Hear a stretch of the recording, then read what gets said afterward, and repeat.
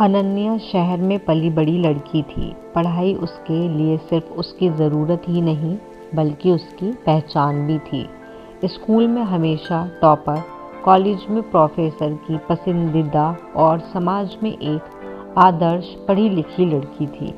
उसके माता पिता को उस पर गर्व था और अनन्या को अपने आप पर। धीरे धीरे ये गर्व घमंड में बदलने लगा, लेकिन उसे इसका एहसास नहीं था। रमेश बिल्कुल अलग दुनिया से आया था। गांव की मिट्टी में पला बड़ा, सीमित साधनों में बड़ा हुआ, लेकिन संस्कारों से भरा हुआ था।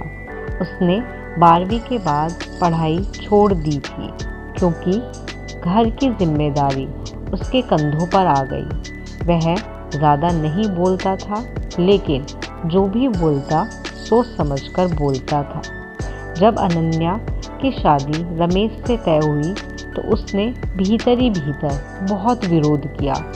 उसको लगा इतने सालों की पढ़ाई के बाद उसे कोई बराबरी वाला जीवन साथी मिलना चाहिए था, लेकिन माता पिता ने समझाया लड़का सीधा है, ईमानदार है और संस्कारी भी है। अनन्या ने समझौता कर लिया, लेकिन दिल से नहीं। शादी के बाद शुरू हुई एक असली सी कहानी। अनन्या हर बात में रमेश को नीचा दिखाने लगी।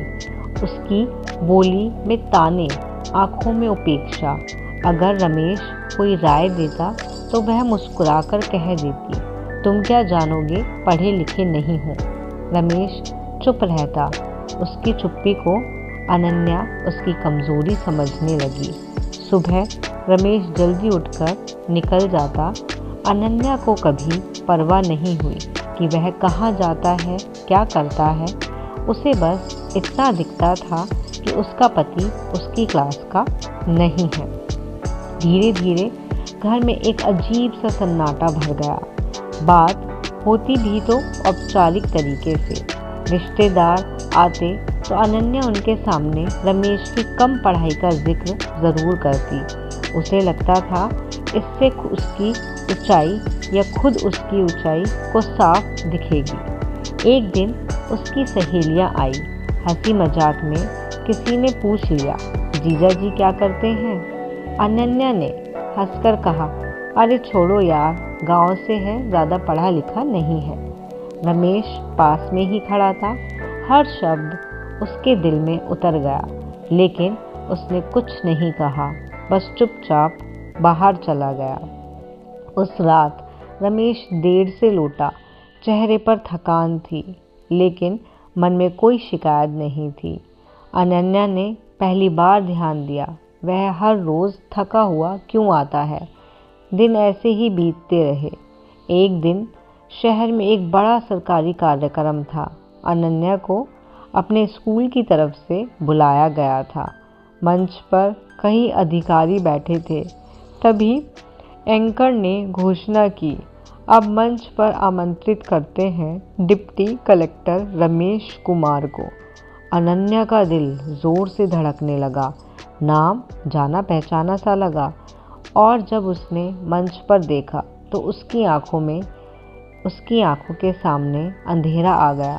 वही रमेश, वही उसका पति। तालियों की गड़गड़ाहट के बीच रमेश खड़ा था, आत्मविश्वास से भरा हुआ, लेकिन वही सादगी। अनन्या की आंखों से आंसू बहने लगे। उसको याद आया हर अपमान, हर वो पल जब उसने रमेश को छोड़ा या छोटा समझा था। कार्यक्रम खत्म हुआ। रमेश घर लौटा।